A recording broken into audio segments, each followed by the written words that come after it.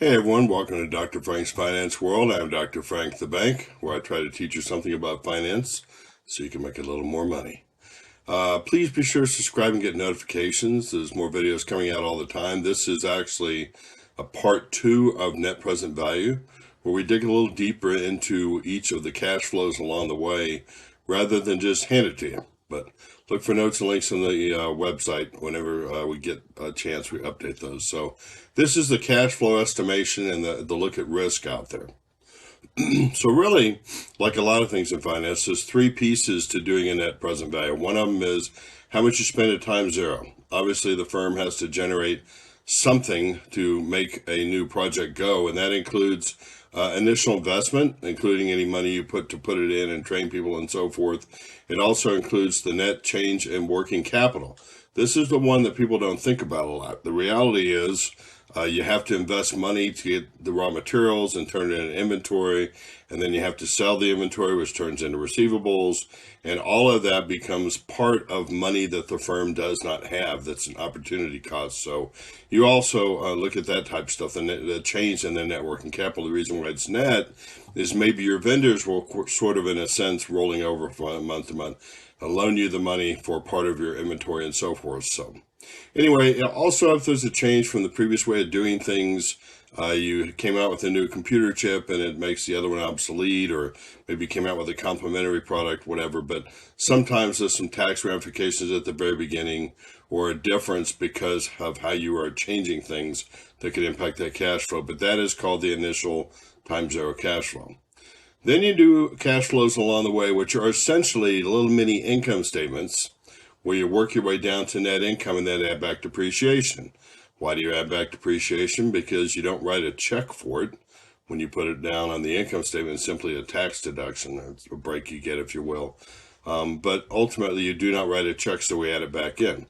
Part of the depreciation, though, is figuring out what the basis is. In other words, matching principle says, in accounting, as you use up an item, you need to include it as part of the cost. But so we have to figure out this new stuff that we just bought. How is that going to impact, the ultimate use of it, and then how much would be left over? So you take whatever your initial cost was, you subtract something called salvage value, which is what you think you'll sell it for at the end, and the difference is the depreciable basis. And we'll talk about that in a couple slides. So you look at the depreciation, add it back in, and finally, when the project closes out, you have something called a terminal cash flow, which includes the cash flows along the way, but also selling the equipment, maybe at salvage value, maybe not, some tax ramifications of that, and ultimately recovering your working capital, selling down the inventory, collecting the receivables until it all comes to zero. So that's included in part 3 of this net present value stuff called the terminal cash flow.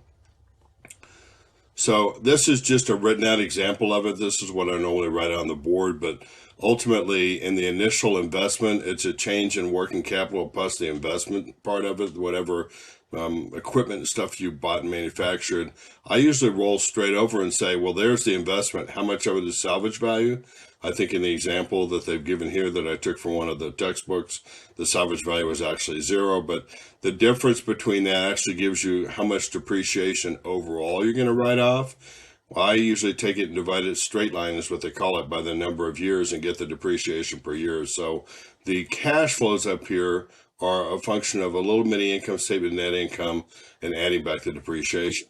Ultimately, doing this inside of Excel is very, very helpful because you're essentially framing your hypothesis about what you think is going to happen with the project here. And by changing some of the assumptions along the way, you can actually roll it back and see how that impacts the net present value of a project.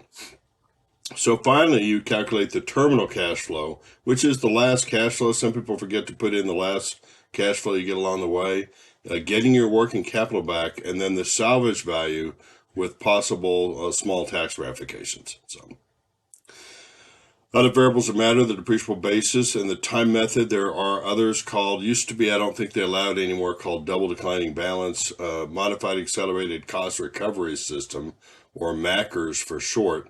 if you want to look up, is actually typically what most companies do. It's determine the type of property and then the write-off period and how much per year by IRS records and what they demand out there. But ultimately, it will determine how much depreciation. A modified accelerated cost recovery system will have more depreciation earlier in the project, which we know from net present value part one. The earlier you get the cash flows, the more it helps net present value. But I still go with straight line because I think it's something that's not necessary at the entry level here. We also want to know what the tax rate is and then just the cost of borrowing money for the project. We went over weighted average cost of capital. There's another series of videos on this, but ultimately that is what you bring each year's cash flows back by. And we've talked about that before too. So ultimately, this is just another picture of it. If you want more of a visual, calculating the annual operating cash flows, identify the changes in net working capital, look at the after-tax salvage value if necessary, and getting your working capital back. There's your initial cash flows go in the calculator like we did last time in part one of net present value as a CF0, the free cash flow times 0.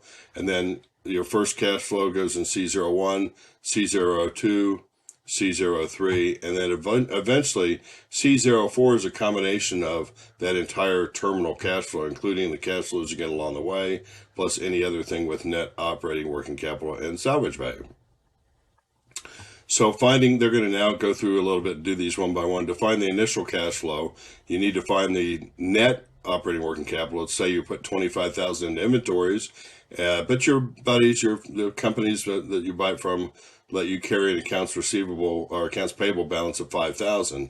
So really you're only out $20,000 out of pocket. They say the equipment costs $20,000 and $40,000 for installation and training. So this capital expenditure is $240,000. Some people say the installation cost is immediately expensable as opposed to depreciating. It just depends on how people look at that. But ultimately, now you have your $240,000 for your project stuff, $20,000 in net operating working capital. So CF0 for this case will be a negative $260,000 because you actually write checks for it. Part two is determining the annual depreciation expense. Several ways to do it. Like I said, we'll focus on straight line, but you need to take the basis, which is how much you put down investment-wise, less the salvage value, and that becomes the depreciable basis. For my problems, we typically do straight line, so we simply divide it by the number of years, and that is what we will add back to the net income to come up with a cash flow for each year. They did that here very nicely for you. Here's the revenues, 60% operating costs apparently. That's your depreciation. You can see they did something more similar to Macker's because they had higher depreciation earlier in the project and less later on.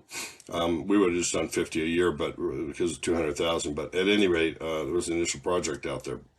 So we end up with an earnings before interest and taxes, also known as operating income, of not much at the beginning, a little more later on.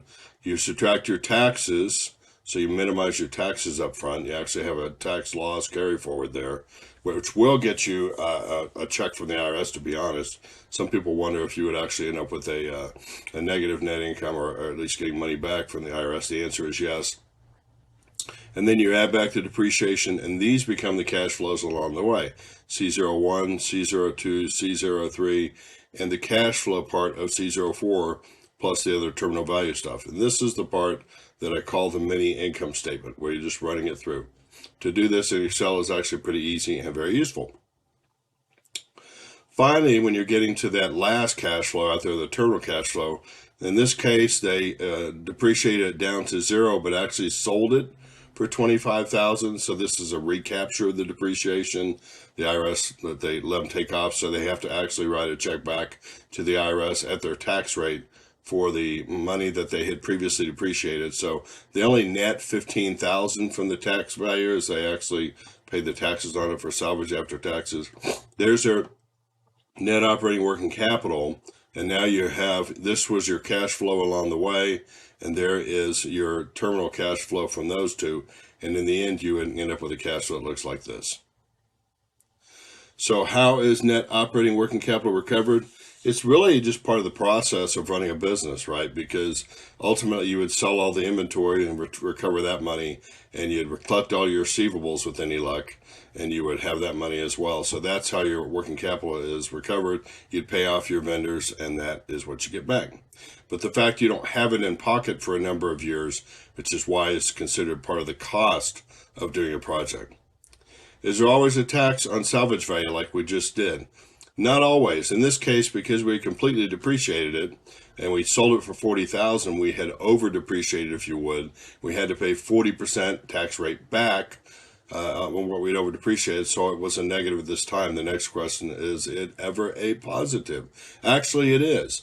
Think about it in this case, if we had said the salvage value is $40,000 and instead we sold it for $20,000, then actually you would get an additional tax break because you used up another $20,000 of that asset. So it's possible that it can be a positive or a negative at the end after taxes. In general, this analysis would only include incremental investments. We're not going to get too deep into that, but ultimately some people try to write off the property, but they wouldn't have used it in any way. So there are some costs that are not directly related, overhead from the main company and stuff, should not be included in a project analysis, because if you don't do the project, those are not part of the cost. If the new product line decreases the sales of other lines, would this affect the analysis? Actually, it does.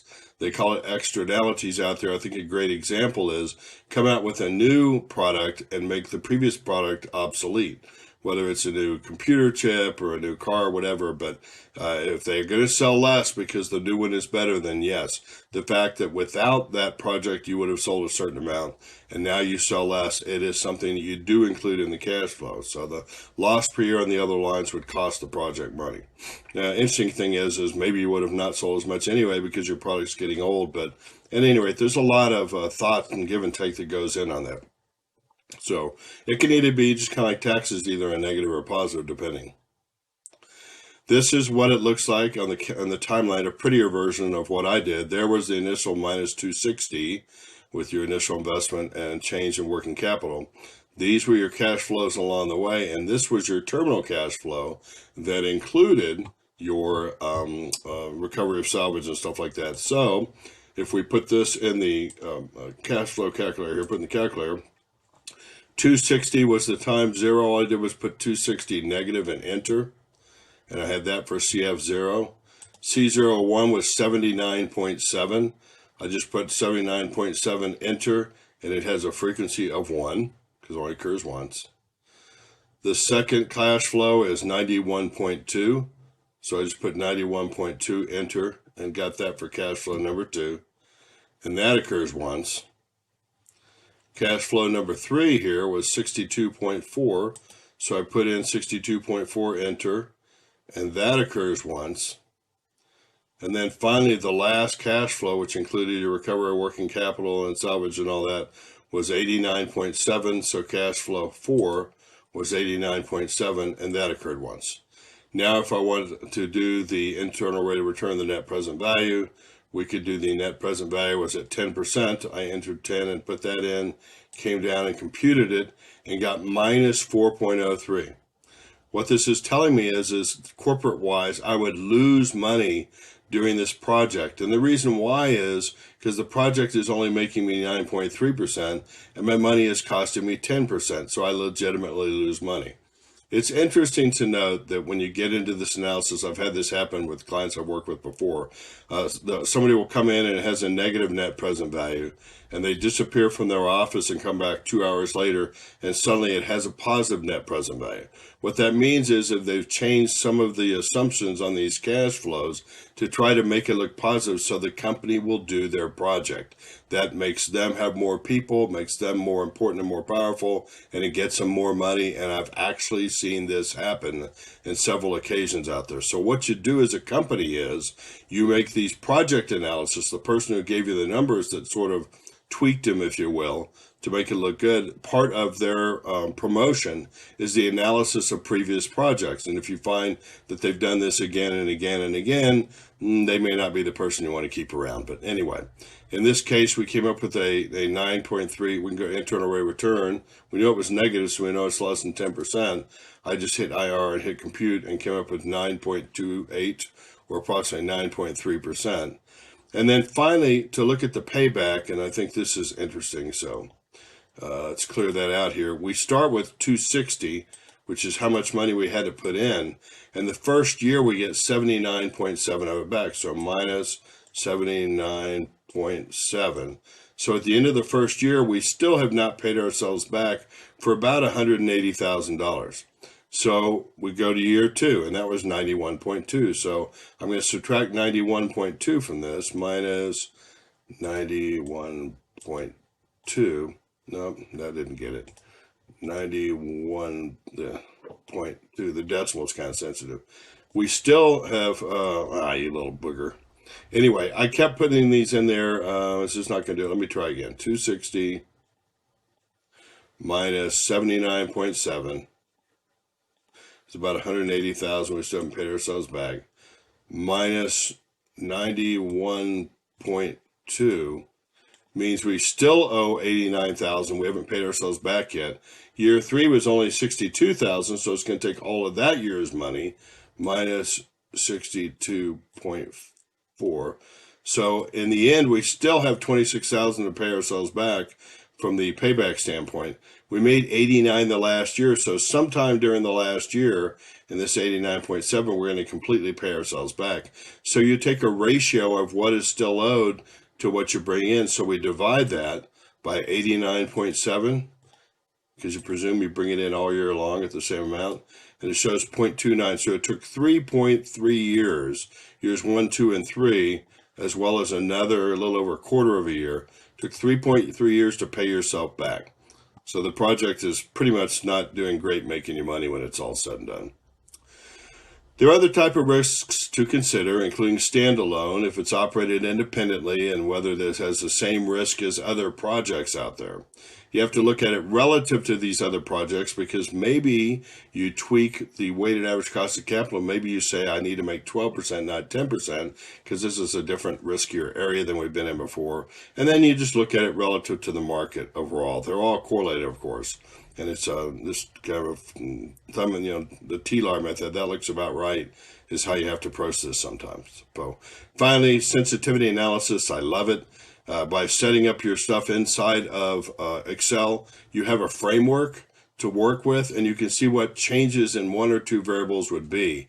I tell my students this is really important in the sense that it's great you could tell them, yes, the project's a go, it has this net present value, or it beats our cost of capital because the internal rate of return is this, that, or the other. But it's kind of neat to see if there's 1 or 2 variables that if they changed by any small amount, might actually directly impact negatively the value of the project. So I perform sensitivity analysis to see what variables in question might fluctuate that could hurt me or the company. And I would tell the boss, hey, it's a go, but watch for this. And they probably haven't heard that before. It'll help you do better in the future. So resulting changes in NPV are noted. Don't forget to send emails and comments, and ask Dr. Frank questions so I can help you out with that in the future. Appreciate you. Have a great day. Bye-bye.